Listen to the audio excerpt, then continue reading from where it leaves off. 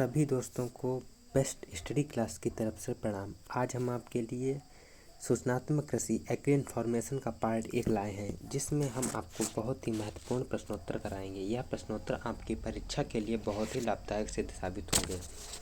तो समय में बिल्कुल देरी ना करते हुए बढ़ते हैं आज के पहले प्रश्न की ओर। यह प्रश्न बहुत ही महत्वपूर्ण है, जो आपको बहुत ही महत्वपूर्ण लगे इन्हें आप कहीं पर नोट कर सकते हैं। बढ़ते हैं पहले प्रश्न की ओर। कमांडो की वे सूचियाँ जो स्क्रीन पर प्रकट होती हैं उन्हें मीनू कहते हैं। उन्हें मीनू कहा जाता है। इसी प्रकार बढ़ते हैं अगले प्रश्न की ओर। मीनू पर प्रत्येक एक विशेष कार्य करता है, तो इसका सही आंसर है कमांड, ऑप्शन सी। अब बढ़ते हैं अगले प्रश्न की ओर। कंप्यूटर सिस्टम को कमांड भेजने के लिए स्क्रीन पर डिस्प्ले हुए चित्र, जिन्हें आइकन कहा जाता है और मीनू का प्रयोग करता है, तो उन्हें GUI कहते हैं। इसी प्रकार बढ़ते हैं अगले प्रश्न की ओर। किस शब्द का वर्तमान में प्रयुक्त विंडो के वर्णन के लिए किया जाता है, तो इसका सही आंसर है एक्टिव या सक्रिय विंडो। बढ़ते हैं अगले प्रश्न की ओर। हार्ड डिस्क से डिलीट की गई फाइलें कहाँ भेजी जाती हैं, तो इसका सही आंसर है ऑप्शन ए, रिसाइकिल बिन। यह वीडियो आपके लिए बहुत ही महत्वपूर्ण है, जिसे आप बड़ी ध्यान से देखिएगा। अब बढ़ते हैं अगले प्रश्न की ओर। कॉपी कमांड कहाँ सेव करती है, तो आपको बता दें कॉपी कमांड क्लिपबोर्ड में सेव होती है। इसी प्रकार बढ़ते हैं अगले प्रश्न की ओर। विंडोज़ 95, विंडोज़ 98, विंडोज़ NT किस नाम से जाने जाते हैं, तो इसका सही आंसर है यह सभी ऑपरेटिंग सिस्टम के नाम से जाने जाते हैं।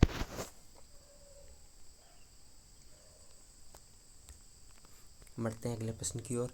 टास्क बार किस पर होता है, तो आपको बता दें टास्क बार स्क्रीन के बॉटम पर होता है, ऑप्शन सी। बढ़ते हैं अगले प्रश्न की ओर। किस पर लोकेटेड आइकन से आप रिसाइकिल बिन एक्सेस करते हैं, तो इसका सही आंसर है डेस्कटॉप की मदद से। बढ़ते हैं अगले प्रश्न की ओर। कब तक recycle bin discarded items store करता है, तो इसका सही आंसर है जब तक आप उसे खाली नहीं करेंगे। बढ़ते हैं 11 नंबर प्रश्न की ओर। विंडोज यमी में यमी से क्या शब्द बनता है, तो इसका सही आंसर है मिलीनियम, ऑप्शन डी। बढ़ते हैं अगले प्रश्न की ओर। सारे स्क्रीन पर विंडोज की डिस्प्ले करने वाले बटन को कहते हैं, तो इसको मैक्सिमाइज कहते हैं। बढ़ते हैं अगले प्रश्न की ओर। किस प्रकार का बार विभिन्न ड्रॉप डाउन मेनू के नाम या आइकन दिखाता है, तो इसका सही आंसर है task bar, menu bar, tool bar, title bar, तो इसका सही आंसर है मेन्यू बार। बढ़ते हैं अगले प्रश्न की ओर। किस विंडो में साइजिंग में पहला कदम निम्न में से कौन सा है, तो इसका सही आंसर है टाइटल बार पर पॉइंट करें। बढ़ते हैं अगले प्रश्न की ओर। प्रिंट करने के लिए कौन सा मेनू सिलेक्ट किया जाता है, तो इसका सही आंसर है फाइल मेन्यू सेलेक्ट करते हैं। जब आप फाइल मेन्यू को सिलेक्ट करेंगे तो उसके बाद प्रिंट का ऑप्शन आता है, जिस पर क्लिक करके आप उसे प्रिंट कर सकते हैं। बढ़ते हैं अगले प्रश्न की ओर। प्रयोक्ता दस्तावेज को जो नाम देता है उसे कहते हैं, तो उसे फाइल नेम कहा जाता है। अब बढ़ते हैं अगले प्रश्न की ओर। कट, कॉपी और पेस्ट करने के लिए कौन सा मेन्यू सेलेक्ट किया जाता है, तो आपको बता दें एडिट मेन्यू सेलेक्ट किया जाता है, ऑप्शन ए। अब बढ़ते हैं अगले प्रश्न की ओर। रिलेटेड फाइलों के कलेक्शन को क्या कहा जाता है, तो रिलेटेड फाइलों के कलेक्शन को डाटाबेस कहा जाता है, इसका ऑप्शन ए सही है। अब बढ़ते हैं अगले प्रश्न की ओर। विद्यमान डॉक्यूमेंट को परिवर्तित करना डॉक्यूमेंट की कहलाता है, तो उसे एडिटिंग कहते हैं। क्या कहते हैं? Editing, option A. बढ़ते हैं अगले प्रश्न की ओर। वर्ड में टेक्स्ट की फॉर्मेटिंग करते समय किस ग्रुपिंग में काम किया जाता है, तो इसका सही आंसर है टेबल्स, प्रोग्राफ्स और इंडेक्स स्केच, ऑप्शन सी। अब बढ़ते हैं अगले प्रश्न की ओर। एक्सेल में एक्टिव सेल के कंटेंट को कौन डिस्प्ले करता है?